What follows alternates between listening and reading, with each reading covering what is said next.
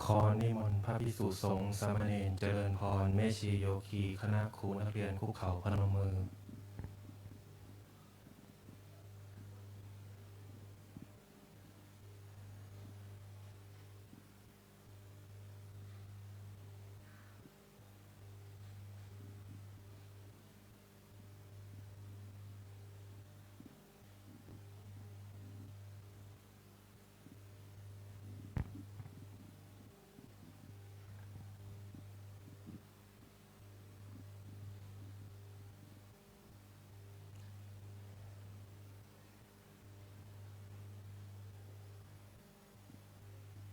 บูชาพระรัตนตรัยอิมินาสการเรนะอิมินาสการเรนะพุทธังอภิปูชยามะพุทธังอภิปูชยามะอิมินาสการเรนะอิมินาสการเรนะธัมมังอภิปูชยามะธัมมังอภิปูชยามะอิมินาสการเรนะอิมินาสการเรนะสังฆังอภิปูชยามะสังฆังอภิปูชยามะอะระหังสัมมาสัมพุทโธภควาอะระหังสัมมาสัมพุทโธภะคะวาพุทธังภควันตังอภิวาเทมิพุทธังภะคะวันตังอภิวาเทมิสวากขาโตภควตาธัมโมสวากขาโตภะคะวะตาธัมโมธัมมังนัมมัสสามิธัมมังนัมมัสสามิสุปฏิปันโนภควโตสาวกสังโฆสุปฏิปันโนภะคะวะโตสาวกสังโฆสังฆังนามามิ สังฆังนามามิหันธรรมยังมุตตสสะภควโตปุพพาคานมะกังกะโรมาเสนะโมตัสสะภะคะวะโตอะระหะโตสัมมาสัมพุทธัสสะนะโมตัสสะภะคะวะโตอะระหะโตสัมมาสัมพุทธัสสะนะโมตัสสะภะคะวะโตอะระหะโตสัมมาสัมพุทธัสสะอัญชลีวันทาอาภิวาทอัญชลีวันทาอาภิวาทอัญชลีวันทาอาภิวาทอัญชลีวันทาอัญชลี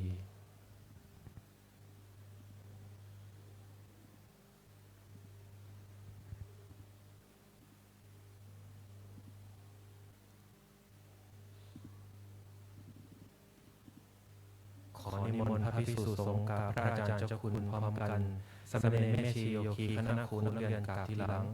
อัญชลีวันทาอาภิวาทอัญชลีวันทาอาภิวาท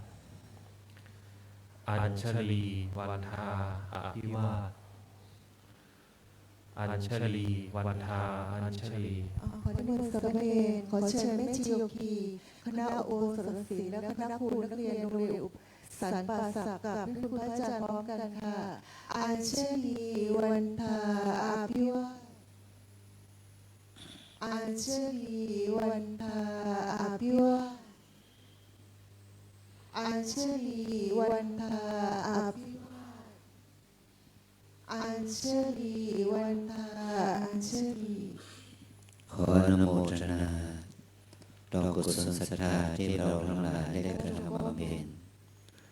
ขอบุญนี้จงเป็นอานิสงส์ให้เรานั้นเจริญในสัมมาปฏิบัติเพื่อความดับทุกข์เพื่อพระนิพพานเป็นที่สุดจงมาเกิดผลแก่พวกเราทั้งหลายจงทุกข์ทรมานกันด้วยเถิดสาธุสาธุสาธุ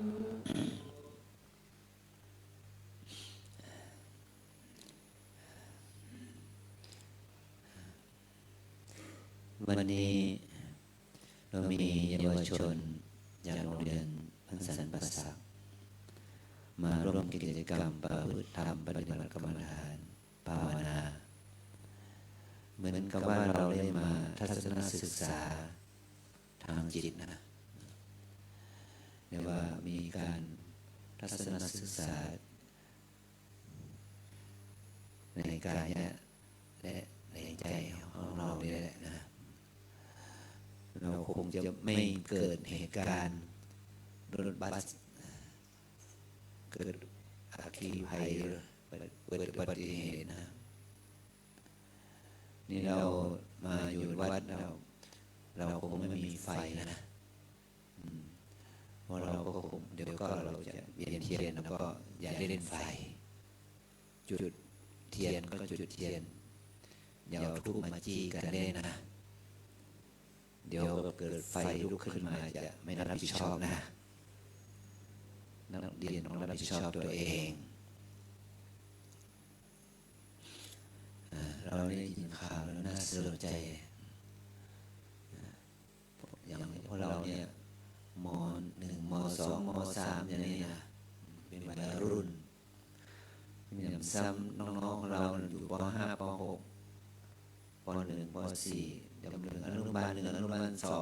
2ไปทัศนศึกษาความรู้มันเป็นเรื่องดีเพราะว่าเราเป็นเด็กเราก็อยากไปเที่ยวนะเราอยากไปเที่ยวอยากไปดูนั้นดูนี้มันเปิดหูเปิดตาเราก็คงไม่คิดกันหรอกว่าจะเกิดอุบัติเหตุนะนักเรียนน้อยจนถึงนักเรียนระดับม.3 เป็นครูได้ทั้ง3 คนต้องเผชิญอุบัติภัยอัคคีภัยเราให้เราตั้งจิตอธิษฐานว่าขอบุญทานบุญศีลบุญภาวนาที่เราได้ทำนี้มันจะน้อยมากปานใดขอเราส่งพลังใจไปถึงเขานะเนี่ยไปถึงเขามันจะไม่ได้เหมือนกับว่าเราส่งข้อความเราพิมพ์ฮัลโหลสวัสดีแล้วกดไปหมายเลขปลายทางมันถูกต้องมันก็ไปถึงนั่นแหละสวัสดีฮัลโหลมันมีผลไปถึงเขาเหมือนกับว่าเราน้อมจิตไปถึงเขาขอให้เขาจงพ้นทุกข์เถิดเราจะคิดมันจะเด็กๆและครูเนี่ยเขาจะทรมานแค่ไหนนะถูกไฟที่เป็นพวกแก๊สมันร้อนแค่ไหนเผาทั้งเป็นเนี่ยเผาทั้งเป็นเนี่ยเธอเอาสเก็ตไฟมาจี้ตัวเองเนี่ยมันเจ็บไหมล่ะมันเจ็บแต่นี่มันเผาทั้งเป็นน่ะตายทั้งเป็นน่ะเธอลองคิดดูคุณครูคนหนึ่งก็เรียกว่าโอบกอดลูกศิษย์ไว้ตายทั้งเป็นน่ะตายทั้งตายเลยจะถูกไฟเผาร้อนๆแค่ไหนอย่างครูที่ไปช่วยเด็กกระโดดลงมาไปรับเนี่ยเอามือซ่อนนิ้วมือถึงกับลวกนะไม่ได้ถูกไฟแต่ความร้อนจากตัวเด็กนะมาลวกมือของครูจนเสียเลยเนี่ยเรานึกถึงสิ่งเหล่านี้มันไม่ใช่สิ่งที่น่ารื่นรมนะเราบูชาเทียนบูชาไฟเรารู้มันร้อนแต่เราเห็นประโยชน์มันคือได้แสงสว่างพลังงานความร้อนเนี่ยพลังงานความร้อนจากดวงอาทิตย์ก็ตามจากดวงจันทร์ก็ตามหรือจากแสงสว่างหรือจากไฟฟ้าอะไรก็ตามจากแก๊สจากน้ำมันอะไรก็ตามเนี่ยมันก็ให้ประโยชน์กับเราอย่างมหาศาลถ้าเราไม่มีพลังงานความร้อนเราทำกิจกรรมไม่ได้พลังงานความร้อนที่เกิดจากแสงสว่างจากดวงไฟพลังงานที่เกิดจากไฟฟ้าเนี่ยมันทำให้เครื่องเสียงทำงานได้ทำให้เครื่องถ่ายวิดีโอทำงานได้การทำประโยชน์เนี่ยก็เกิดจากไฟนั่นแหละพลังงานเนี่ยแล้วก็ เครื่องยนต์กลไกรถอะไรต่างๆรถไฟเครื่องบินเนี่ยมันขับเคลื่อนไปด้วยไฟเป็นไฟนะแต่มันอยู่ในนิมิตที่ปลอดภัยแต่เมื่อใดที่มันเกิดอุบัติเหตุเชื้อเพลิงเหล่านั้นเนี่ยมันจะกลับมาเผาผลาญพวกเราเองเราต้องตายอย่างน่าสลดสังเวชสยดสยองนะอันนี้เรานึกถึงหัวอกพวกเราด้วยกันเนี่ยหัวอกพ่อหัวอกแม่พี่น้องของเราที่เขาต้องตายไปด้วยความรู้สึกครั้งแรกมาเลยว่านั่งรถไปดีเฮี้ยห้าเฮี้ยห้าไปดีเนาะภายใน 2-3 นาทีกลายเป็นศพเสียแล้วเนี่ยมันน่าสังเวชใจมันน่าเสียใจแค่ไหนถ้านึกถึงตัวเราล่ะนึกถึงพ่อแม่ของเราล่ะนึกถึงว่าพี่น้องของเราล่ะนึกถึงถ้าเป็นโรงเรียนของเราล่ะมันจะเศร้าโศกแค่ไหนให้เราคิดถึงตรงนี้นะนี่ที่เรามาที่วัดเนี่ยทั้งพ่อแม่พี่น้องของเราก็คงอนุญาตเซ็นในวัดนะเนี่ยก็หวังว่าวัดจะให้ความปลอดภัยแก่เรานะเนี่ยก็หวังว่าเราจะได้มาทำความดีงามให้ความร่มเย็นเป็นสุขแก่ตนเองนะเราถึงให้พิจารณาอย่างนี้กิจกรรมเวียนเทียนเนี่ยเราจะมีกันทุกวันพระเดือนก็มี4 หนแต่วัดบ้านเราอาจจะมีเดือนปีหนึ่งละ2-3 หนวันวิสาขะวันมาฆอาสาฬหะอย่างนี้นะแต่เราก็เลยไปบ้างไม่ได้ไปบ้างเนาะแต่เรามาที่นี่เราจะได้มาเวียนเทียนบูชาคุณพระพุทธของพระรัตนตรัยของบูชาคุณพระพุทธเจ้าพระธรรมพระสงฆ์เพื่อว่าการบูชาเป็นการให้ความเย็นใจสุขใจแก่เรานะสิ่งที่เราบูชาก็เอาเทียนธูปดอกไม้หรือว่าของหอมหรือว่าของที่อะไรที่มันงดงามให้มันมีประโยชน์เราเอามาบูชาก็ให้เกิดมหากุศลขอให้เกิดจิตเป็นบุญนะจิตเป็นบุญจิตเป็นบุญเกิดขึ้นสิ่งที่บูชานั้นแม้จะเป็นแค่ดอกไม้ดอกเดียวถ้าเรามีความศรัทธาเราเอาดอกบัวมาบูชาขออันเป็นส่วนในการถวายดอกบัวบูชาต่อพระรัตนตรัยต่อสิ่งที่ท่านสร้างไว้แสดงความเคารพนับถือในพระรัตนตรัยพระพุทธรูปพระเจดีย์เนี่ยเราถือไว้บูชาขอให้เรานั้นมีจิตใจสะอาดเหมือนกับดอกบัวที่มันพ้นจากน้ำเนี่ยมันโตมาจากตมมันพ้นน้ำเป็นดอกบัวที่งดงามเราให้ดอกให้เม็ดให้คนแก่เราบริโภคเป็นเม็ดบัวอะไรอย่างนี้นะมันไม่ให้ประโยชน์แก่เราเป็นยาด้วยเป็นยาสมุนไพรด้วยเราให้ความงดงามนั้นที่เราได้กระทำเป็นเอาดอกบัวเอาใบบัวมารองรับมันมีความงดงามวันนี้เป็นวันแรม15 ค่ำแรม15 ค่ำดวงจันทร์ก็ดับดวงเดือนดับนะดวงเดือนมันดับพรุ่งนี้ก็เป็นวันขึ้น1 ค่ำดวงจันทร์จะขึ้นแล้ววันนี้มันดับมันไม่ขึ้นทางนั้นแต่มันออกแล้วนะแต่พรุ่งนี้มันจะขึ้นมาทางตะวันตกขึ้น1 ค่ำก็ขึ้นพ้นดอยเขานิดนึงมันก็ไม่กี่ชั่วโมงก็ดับแล้วมันตกไปแล้วแต่มันจะขึ้นมาเรื่อยๆจน15 ค่ำมันเห็นเต็มดวงเนี่ยเป็นในดวงก็ให้แสงสว่างให้ความเย็น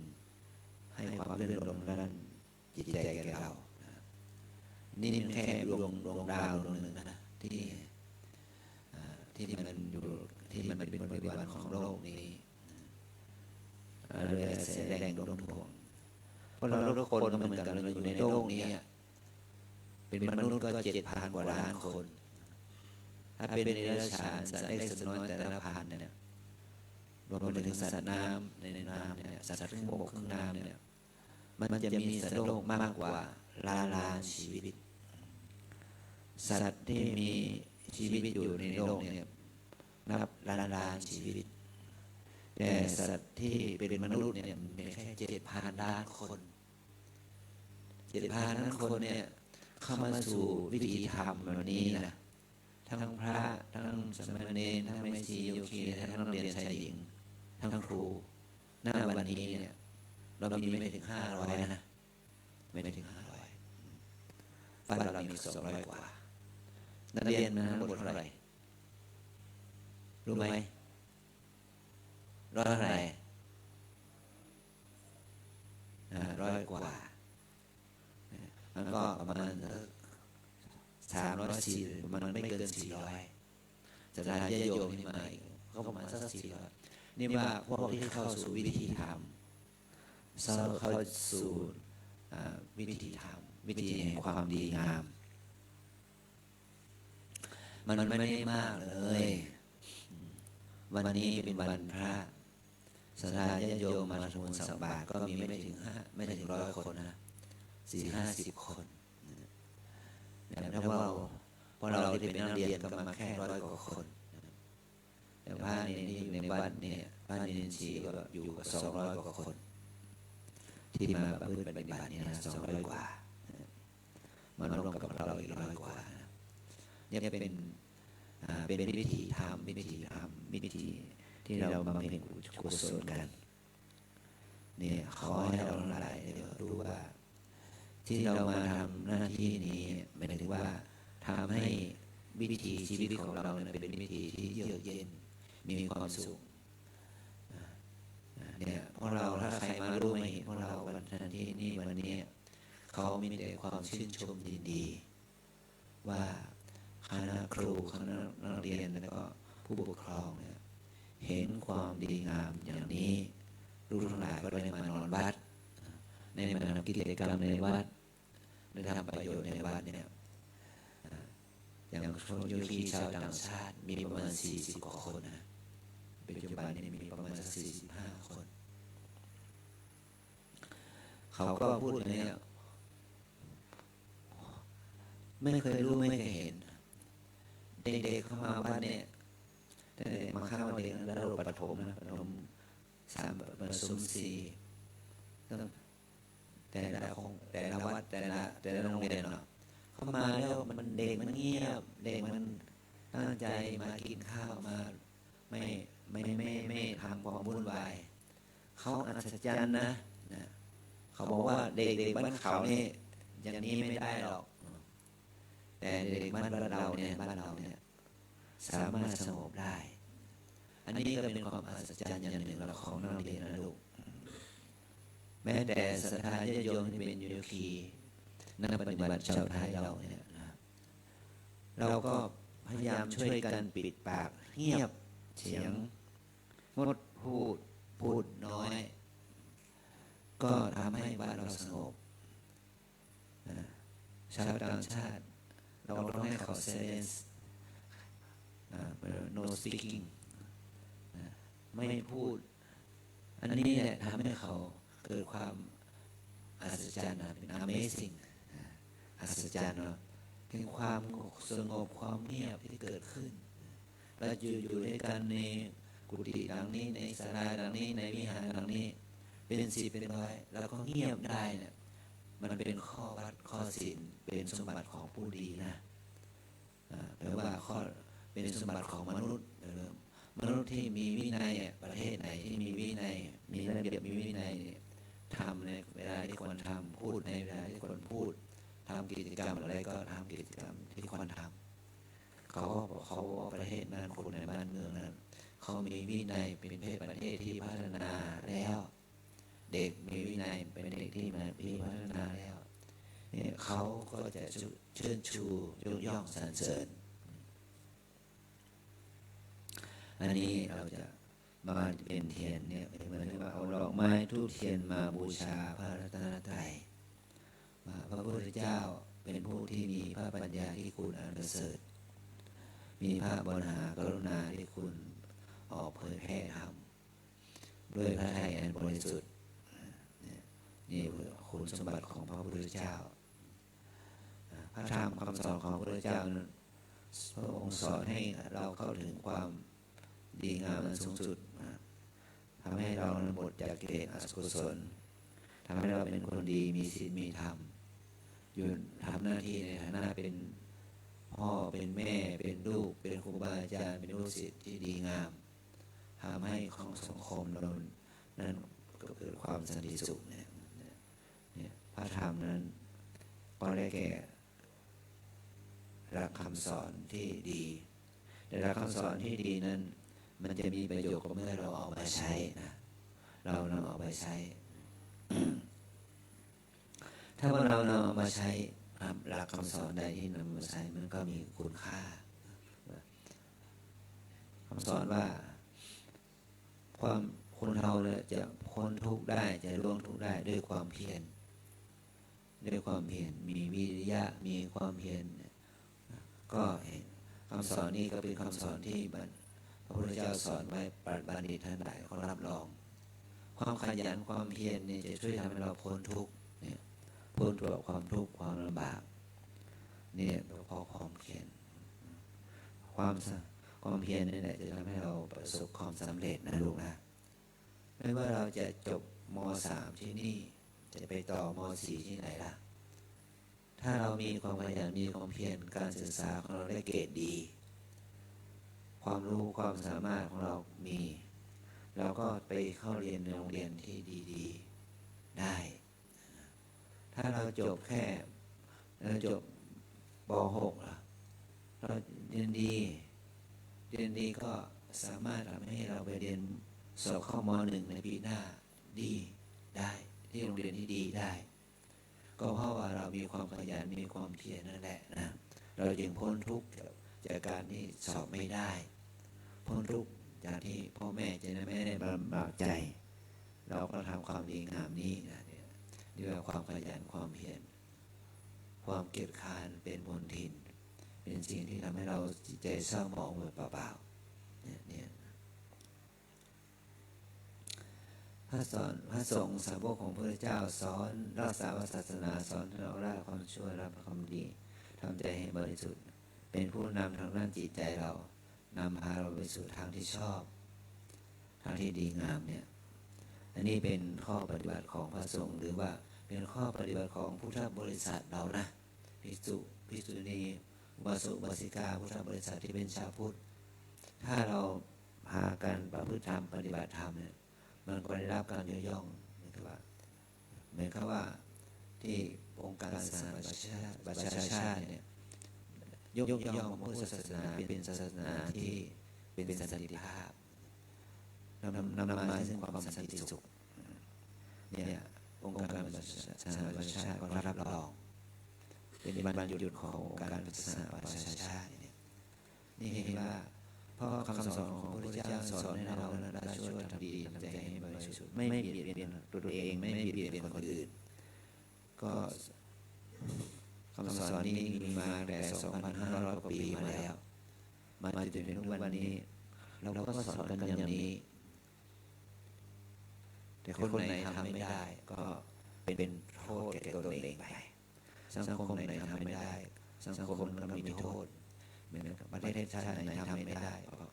ก็ประเทศนั้นก็มีความทุกข์ที่เกิดสงครามเกิดการรบราฆ่าฟันกันมีความยึดถือที่มั่นตัวตนเขาเผ่าพันธุ์เชื้อชาติศาสนาที่แตกต่างกันแต่ถ้าเราบอกไว้กันนี้มันก็ทำให้บ้านเมืองของเขานั้นพินาศระยับทหารประชาชนก็ล้มตายกันอาวุธยุทโธปกรณ์ก็ผลิตมาเพื่อฆ่าไม่ได้สร้างสันติภาพขึ้นมาเลยเราจะต้องช่วยกันรักษาสันติสุขสันติภาพให้เกิดขึ้นโดยการช่วยทำดีทำใจให้บริสุทธิ์เราต้องฝึกจิตฝึกใจของเราให้สะอาดสมกับความที่เราได้มาประพฤติปฏิบัติทำเข้าสู่โครงการสร้างคุณธรรมจริยธรรมนี้นะ แต่วันนี้เราก็ไม่แน่ใจว่าจะไม่มีฝนจะตกหรือเปล่าเนาะทุกวันก็มีฝนตกอยู่เรื่อยๆลูกนะเราก็จะไล่พร้อมๆกันจะได้เวียนเทียนกันก่อนเมื่อเราเวียนเทียนกันแล้วก็นักเรียนก็ไปปฏิบัติต่อที่ศูนย์อาคารปฏิบัติที่พักของเรานะไปนั่งสมาธิภาวนาพระพี่เลี้ยงก็จะนำพาเราไปภาวนาแล้วก็เข้าที่พักรับพักผ่อนแต่ตอนนี้เราก็มาทำกิจกรรมในศาสนานี่นะขออนุโมทนาบุญกับพวกเราด้วยผมได้เป็นคุณครูได้พาพวกเราได้มาเข้ากิจกรรมแล้วปฏิบัติคำบังคับนี่นะมาฝึกให้เรามีสติสัมปชัญญะให้เจริญขึ้นวันนี้ขออนุโมทนาบุญ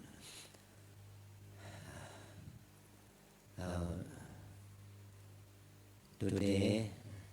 Buddhist holiday, Buddhist holiday, the special day for Buddhist people for doing good.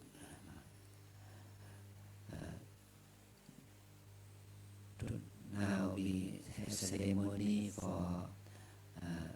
respect to Tipper James by walking around stupa 3 rounds for worship to the Lord Buddha or enlightenment one, the Dhamma of Buddha, doctrine of Buddha teaching, and Sangha of holy person for train our mind for practicing, for training,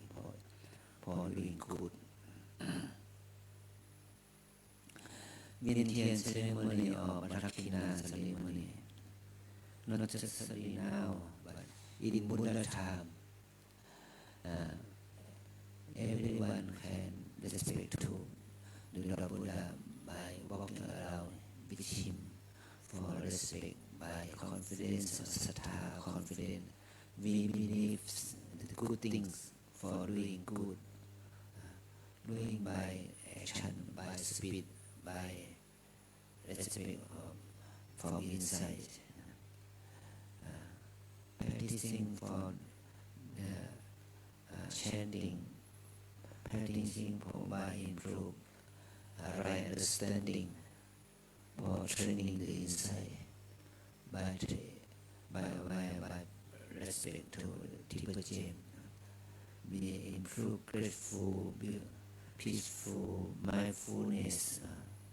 awareness, concentrate with activity. Now the new moon, for the new moon for Buddhist holiday, new moon. We cannot see the moon tonight, but you can see the moon from your inside. Everyone respect to your inside for right, for fresh, for complete the inside, for progress our mind by Vientian ceremony. Thank you for joining us tonight. เราให้พรนะ blessing for sponsor ให้พร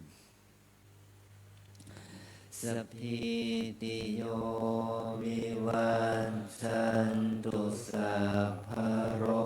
โควินาศตุมาเตภวันวันตรายโยสุขีติขายุโก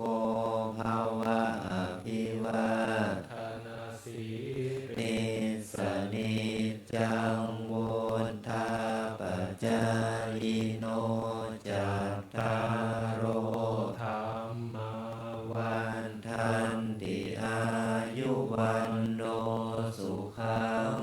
ภะลัง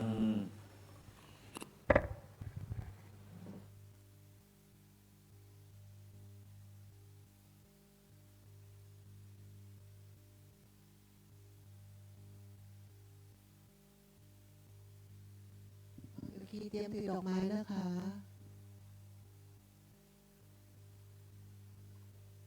เตรียมถือดอกไม้ค่ะ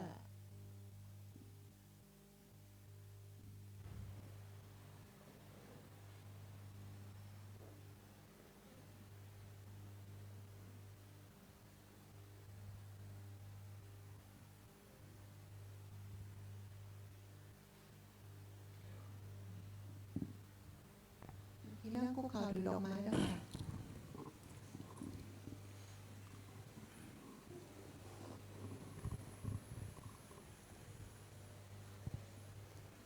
บูชาดอกไม้ทูปเทียนดอกพระรัตนตรัยนะยะมัมหะโขยะมัมหะโขมะยัง มายัง ภะคะวันตัง ภะคะวันตัง สรณังคัจฉา สรณังคัจฉา เราเป็นผู้ถึง เราเป็นผู้ถึง พระผู้มีพระภาคเจ้า พระผู้มีพระภาคเจ้า พระองค์ใด พระองค์ใด ว่าเป็นสรณะ ว่าเป็นสรณะ โยโนภะคะวาสถา โยโนภะคะวาสถา พระผู้มีพระภาคเจ้า พระผู้มีพระภาคเจ้า พระองค์ใด พระองค์ใด เป็นศาสดาของเรา เป็นศาสดาของเรา ยสสจะมะยัง ยัสสจะมะยัง ภะคะวะโตธัมมัง ภะคะวะโตธัมมัง โรเจมะ โรเจมะ และเราชอบใจ แลเราชอบใจ พระผู้มีพระภาคเจ้า ธรรมของพระมหาเจ้า พระองค์ใด พระองค์ใด อิเมหิ อิเมหิ สักการะหิ สักการะหิ ตังภะคะวันตัง ตังภะคะวันตัง สัทธัมมัง สัทธัมมัง สัสังฆัง สัทสังฆัง อภิปูชยามะ อภิปูชยามะ เราตั้งใจบูชา เราตั้งใจบูชา พระผู้มีพระภาคเจ้า พระผู้มีพระภาคเจ้า พระองค์นั้น พระองค์นั้น พร้อมทั้งพระธรรม พร้อมทั้งพระธรรม พร้อมทั้งพระสงฆ์ พร้อมทั้งพระสงฆ์ ด้วยเครื่องสักการะทั้งหลายเหล่านี้ ด้วยเครื่องสักการะทั้งหลายเหล่านี้ อะระหังสัมมาสัมพุทโธภะคะวา อะระหังสัมมาสัมพุทโธภะคะวา พุทธังภะคะวันตังอภิวาเทมิ พุทธังภะคะวันตังอภิวาเทมิ สวากขาโตภะคะวะตาธัมโม สวากขาโตภะคะวะตาธัมโม ธัมมังนามัสสามิ ธัมมังนามัสสามิ สุปฏิปันโนภะคะวะโตสาวกสังโฆ สุปฏิปันโนภะคะวะโตสาวกสังโฆ สังฆังนามามิ สังฆังนามามิ หันธรรมยังพุทธัสสะภะคะวะโตปุพพาขมนะกรังกะโรมาเส นะโมตั ตั ส ส สะ สะภะคะวะโตอะระหะโตสัมมา สัมพุทธั ตั ส ส สะ สะนะโมตัสสะภะคะวะโตอะระหะโตสัมมาสัมพุทธัสสะนะโมตัสสะภะคะวะโตอะระหะโตสัมมาสัมพุทธัสสะหันธมยังพุทธานุสตินยังกะโรมาเส อิติปิโสภะคะวา อะระหังสัมมาสัมพุทโธวิชาจารณสัมปันโนสุขโตโลกวิโทอนุตตโรปุริสธรรมสารทิสัทธาเทวมนุษย์สานังพุทโธภะคะวาติ กายนวาจายวาเจตสาวาพุทเทปุกมังปะกตังมะยายังพุทโธปัจ ฏิคันหาตุอาจยันตังการตะเรสังวริตุงวาพุทเทอันธรรมยังธรรมานุสตินยังกะโรมาเสสวาคาโตภะคะวะตาธัมโมสันทิติโกอากาลิโกเอหิปัสสิโกโอปานายิโกปัจจตังเวทิตาโพวินโยหิติกายเยนะวาจายาวเจตสาวาธัมเมกุกัมมังปะกตังมยายังธัมโมปฏิคันหาตุอาจยันตังการตะเรสังวริตุงวะธัมเมพันธมยังสังขานุสตินยังกะโรมาเสสุปฏิปันโนภะคะวะโตสาวกสังโฆอุชุปฏิปันโนภะคะวะโตสาวกสังโฆยายะปฏิปันโนภะคะวะโตสาวกสังโฆสามีจิปฏิปันโนภะคะวะโตสาวกสังโฆยะทิธังจัตตาริปุริสายุคานิอัตถาปุริสปุคลาเอสะภะคะวะโตสาวกสังโฆอาหุนายโยปาหุนายโยทัพพินายโยอัญชลีกรณิโยอนุตตรังปุญญเขตังโลกัสสาติกายเยนะวาจายาวเจตสาวาสังเคกุกัมมังปะกตังมยายังสังโฆปฏิคันหาตุอาจยันตังการตะเรสังวริตุงวะสังเค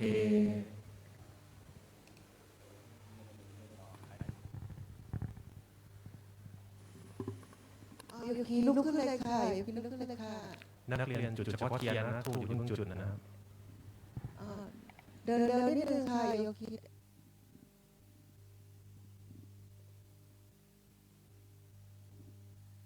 หน้ากระดานเรียงสี่นะคะ